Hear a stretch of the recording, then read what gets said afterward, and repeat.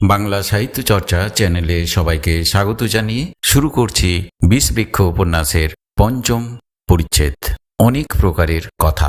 পঞ্চম পরিচ্ছেদে যাওয়ার আগে আমরা জেনে নেব এই উপন্যাসের এর আগে ঘটে যাওয়া কাহিনী চতুর্থ পরিচ্ছেদের সংক্ষিপ্ত সার।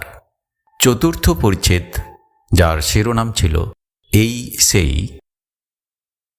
এই পরিচ্ছেদে দেখা যায় কুন্দনন্দিনীর ভবিষ্যৎ জীবনের নতুন মোড়ের সূচনা। নগেন্দ্র গ্রামে গিয়ে জানতে পারেন কুন্দের আর কোনো আপনজন বা আশ্রয় নেই। তিনি গ্রামের লোকদের অনুরোধ করেন যেন কেউ কুন্দকে আশ্রয় দেয় ও তার বিয়ে দেয়। এমনকি তিনি খরচ বহনের প্রতিশ্রুতিও দেন, কিন্তু নগদ প্রমাণ না থাকায় কেউই তার কথায় রাজি হয় না। এদিকে কুন্দ তার পিতার মৃত্যুর পর গভীর শোকে ডুবে থাকে। তার সঙ্গিনী চাঁপা তাকে সান্ত্বনা দিতে এলে কুন্দ তার স্বপ্নের কথা জানায়। সে বিশ্বাস করে তার মৃত মা তাকে আকাশ থেকে ডাকছিলেন এবং আবার এলে সে তার সঙ্গে যাবে। চাঁপা এই কথা শুনে বিস্মিত হয়। পরে গ্রামের এক ব্যক্তি পরামর্শ দেয় কুন্দকে তার মাসির বাড়ি শ্যামবাজারে পৌঁছে দেওয়া হোক। নগেন্দ্র এতে সম্মত হয়ে কুন্দকে ডাকান, কিন্তু কুন্দ দূর থেকে নগেন্দ্রকে দেখে থমকে যায় এবং চিনতে পারে যাকে তার মা স্বপ্নে দেখিয়ে সতর্ক করেছিলেন। ফলে সে বিস্ময় ও সংশয়ে স্তব্ধ হয়ে পড়ে এবং কোনো উত্তর দিতে পারে না। এই ছিল চতুর্থ পরিচ্ছেদের সংক্ষিপ্ত কাহিনী। এরপরে আমরা চলে যাব আজকে বিষবৃক্ষ উপন্যাসের পঞ্চম পরিচ্ছেদে। পঞ্চম পরিচ্ছেদের শিরোনাম অনেক প্রকারের কথা। অগত্যা নগেন্দ্রনাথ কুন্দকে কলিকাতায় আত্মসমভি ব্যাহারে লইয়া আসিলেন। প্রথমে তাহার মেষ বিনোদ ঘোষের অনেক সন্ধান করিলেন। শ্যামবাজারে বিনোদ ঘোষ নামে কাহাকেও পাওয়া গেল না। এক বিনোদ দাস পাওয়া গেল, সে সম্বন্ধ অস্বীকার করিল।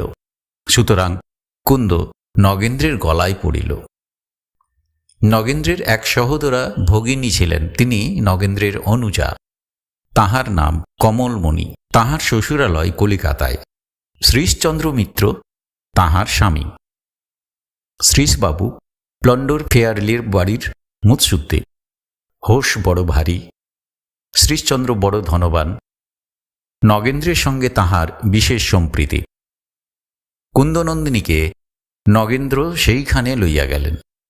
কমলকে ডাকিয়া কুন্দের সবিশেষ পরিচয় দিলেন। কমলের বয়স ৮৮ বৎসর, মুখাবয়ব নগেন্দ্রের ন্যায়। ভ্রাতা ভগিনী উভয়ই পরম সুন্দর, কিন্তু কমলের সৌন্দর্য গৌরবের সঙ্গে সঙ্গে বিদ্যার খ্যাতিও ছিল। নগেন্দ্রের পিতা মিস টেম্পল নাম্নী এক শিক্ষাদাত্রী নিযুক্ত করিয়া কমলমণিকে এবং সূর্যমুখীকে বিশেষ যত্নে লেখাপড়া শিখাইয়াছিলেন। কমলের শ্বশ্রু বর্তমান, কিন্তু তিনি শ্রীশচন্দ্রের পৈতৃক বাসস্থানেই থাকিতেন। কলিকাতায় কমলই গৃহিণী। নগেন্দ্র কুন্দের পরিচয় দিয়া কহিলেন, এখন তুমি ইহাকে না রাখিলে আর রাখিবার স্থান নাই। পরে আমি যখন বাড়ি যাইব, উহাকে গোবিন্দপুরে লইয়া যাইব। কমল বড় দুষ্ট। নগেন্দ্র এই কথা বলিয়া পশ্চাৎ ফিরিলেই কমল কুন্দকে কোলে তুলিয়া লইয়া দৌড়িলেন। একটা টবে কতকটা অনতিতপ্ত জল ছিল। অকস্মাৎ কুন্দকে তাহার ভিতরে ফেলিলেন। কুন্দ মহাভীতা হইল। কমল তখন হাসিতে হাসিতে স্নিগ্ধ সৌরভযুক্ত শোভ হস্তে লইয়া স্বয়ং তাহার গাত্র ধৌত আরম্ভ করিলেন। একজন পরিচারিকা স্বয়ং কমলকে এরূপ কাজে ব্যাপৃতা দেখিয়া তাড়াতাড়ি আমি দিতেছি বলিয়া দৌড়িয়া আসিতেছিল। কমল সেই তপ্ত জল ছিটাইয়া পরিচারিকার গায়ে দিলেন। পরিচারিকা পলাইল। কমল স্বহস্তে কুন্দকে মার্জিত এবং স্নাত করাইলে কুন্দ শিশির ধৌত পদ্মবৎ শোভা পাইতে লাগিল। তখন কমল তাহাকে শ্বেত চারুবস্ত্র পরাইয়া গন্ধ তৈল সহিত তাহার কেশ রচনা করিয়া দিলেন এবং কতকগুলি অলঙ্কার পরাইয়া দিয়া বলিলেন, যা, এখন দাদাবাবুকে প্রণাম করিয়া আয়। আর দেখিস যেন এ বাড়ির বাবুকে প্রণাম করে ফেলিস না, এ বাড়ির বাবু দেখিলেই বিয়ে করে ফেলিবে। নগেন্দ্রনাথ কুন্দের সকল কথা সূর্যমুখীকে লিখিলেন। নগেন্দ্রনাথ কুন্দের সকল কথা সূর্যমুখীকে লিখিলেন। হরদেব ঘোষাল নামে তাহার এক প্রিয় সুহৃদ দূর দেশে বাস করিতেন। নগেন্দ্র তাহাকেও পত্র লেখার কালে কুন্দনন্দিনীর কথা বলিলেন, যথা, বলো দেখি কোন বয়সে স্ত্রীলোক সুন্দরী? তুমি বলিবে 40 পরে, কেননা তোমার ব্রাহ্মণীর আরও 2-1 বৎসর হইয়াছে। কুন্দ নামে যে কন্যার পরিচয় দিলাম তাহার বয়স 13 বৎসর। তাহাকে দেখিয়া বোধ হয় এই সৌন্দর্যের সময় প্রথম যৌবন সঞ্চারের অব্যবহিত পূর্বেই যেরূপ মাধুর্য এবং সরলতা থাকে, পরে তত থাকে না। এই কুন্দের সরলতা চমৎকার, সে কিছুই বুঝে না। আজিও রাস্তার বালুক দিগের সহিত খেলা করিতে ছুটে, আবার বারণ করিলেই ভীতা হইয়া প্রতিনিবৃত্তা হয়। কমল তাহাকে লেখাপড়া শিখাইতেছে। কমল বলে, লেখাপড়ায় তাহার দিব্য বুদ্ধি, কিন্তু অন্য কোনো কথাই বুঝে না। বলিলে, বৃহৎ নীল 2টি চক্ষু, চক্ষু 2টি শরতের মতো সর্বদাই স্বচ্ছ জলে ভাসিতেছে। সেই 2টি চক্ষু আমার মুখের উপর স্থাপিত করিয়া চাহিয়া থাকে, কিছু বলে না। আমি সে চক্ষু দেখিতে দেখিতে অন্যমনস্ক হই, আর বুঝাইতে পারি না। তুমি আমার মতিস্থৈর্যের এই পরিচয় শুনিয়া হাসিবে। বিশেষ তুমি বাতিকের গুণে গাছ কয় চুল পাকাইয়া ব্যঙ্গ করিবার পরোয়ানা হাসিল করিয়াছ। কিন্তু যদি তোমাকে সেই 2টি চক্ষুর সম্মুখে দাঁড় করাইতে পারি, তবে তোমারও মতিস্থৈর্যের পরিচয় পাই। চক্ষু 2টি যে কিরূপ তাহা আমি এ পর্যন্ত স্থির করিতে পারিলাম না। তাহা 2 বার একরকম দেখিলাম না। আমার বোধ হয় যেন এ পৃথিবীর সে চোখ নয়। এ পৃথিবীর সামগ্রী যেন ভালো করিয়া দেখে না, অন্তরিক্ষে যেন কি দেখিয়া তাহাতে নিযুক্ত আছে। কুন্দ যে নির্দোষ সুন্দরী তাহা নহে। অনেকের সঙ্গে তুলনায় তাহার মুখাবয়ব অপেক্ষাকৃত অপ্রশংসনীয় বোধ হয়, অথচ আমার বোধ হয় এমন সুন্দরী কখনো দেখি নাই। বোধ হয় যেন কুন্দনন্দিনীতে পৃথিবী ছাড়া কিছু আছে। রক্ত মাংসের যেন গঠন নয়, যেন চন্দ্রকর কি পুষ্প সৌরভকে শরীরী করিয়া তাহাকে গড়িয়াছে। তাহার সঙ্গে তুলনা করিবার সামগ্রী হঠাৎ মনে হয় না। অতুল্য পদার্থটি তাহার সর্বাঙ্গীন শান্ত ভাব ব্যক্তি যদি স্বচ্ছ সরোবরে শরৎচন্দ্রের কিরণ সম্পাতে যে ভাব ব্যক্তি, তাহা বিশেষ করিয়া দেখো, তবে ইহার সাদৃশ্য কতক অনুভূত করিতে পারিবে।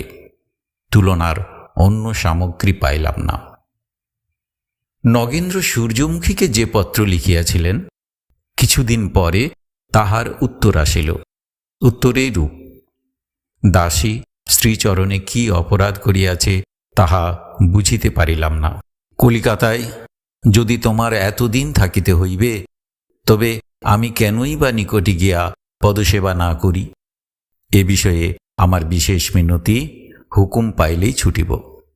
একটি বালিকা কুড়াইয়া পাইয়া কি আমাকে ভুলিলে? অনেক জিনিসের কাঁচারি আদর, নারিকেলের ডাবই শীতল। এ অধম স্ত্রী জাতীয় বুঝি কেবল কাঁচা মিটে, নহিলে বালিকাটি পাইয়া আমায় ভুলিবে কেন? তামাশা যাউক, তুমি কি মেয়েটিকে একেবারে সত্য ত্যাগ করিয়া বিলাইয়া দিয়াছ? নহিলে আমি সেটি তোমার কাছে ভিক্ষা করিয়া লইতাম। মেয়েটিতে আমার কাজ আছে। তুমি কোনো সামগ্রী পাইলে তাহাতে আমার অধিকার হওয়াই উচিত। কিন্তু আজিকালি দেখিতেছি তোমার ভগিনীরই পুরা অধিকার। মেয়েটিতে কি কাজ? আমি তারাচরণের সঙ্গে তাহার বিবাহ দিব। তারাচরণের জন্য একটি ভালো মেয়ে আমি কত খুঁজিতেছি তা তো জানো। যদি একটি ভালো মেয়ে বিধাতা মিলাইয়াছেন, তবে আমাকে নিরাশ করিও না। কমল যদি ছাড়িয়া দেয়, তবে কুন্দনন্দিনীকে আসিবার সময়ে সঙ্গে করিয়া লইয়া আসিও। আমি কমলকেও অনুরোধ করিয়া লিখিলাম। আমি গহনা গড়াইতে ও বিবাহের আর উদ্যোগ করিতে প্রবৃত্ত হইলাম। কলিকাতায় বিলম্ব করিও না। কলিকাতায় নাকি 6 মাস থাকিলে মনুষ্য ভেড়া হয়। আর যদি কুন্দকে স্বয়ং বিবাহ করিবার অভিপ্রায় করিয়া থাকো, তবে বলো, আমি বরণডালা সাজাইতে বসি। তারাচরণকে তাহা পরে প্রকাশ করিব, কিন্তু সে যেই হোক, সূর্যমুখীর প্রস্তাবে নগেন্দ্র এবং কমলমণি উভয়ে সম্মত হইলেন। সুতরাং স্থির হইল যে নগেন্দ্র যখন বাড়ি যাইবেন, তখন কুন্দকে সঙ্গে করিয়া লইয়া যাইবেন। সকলে আহ্লাদপূর্বক সম্মত হইয়াছিলেন। কমলও কুন্দের জন্য কিছু গহনা গড়াইতে দিলেন। কিন্তু মনুষ্য তো চিরান্ধ।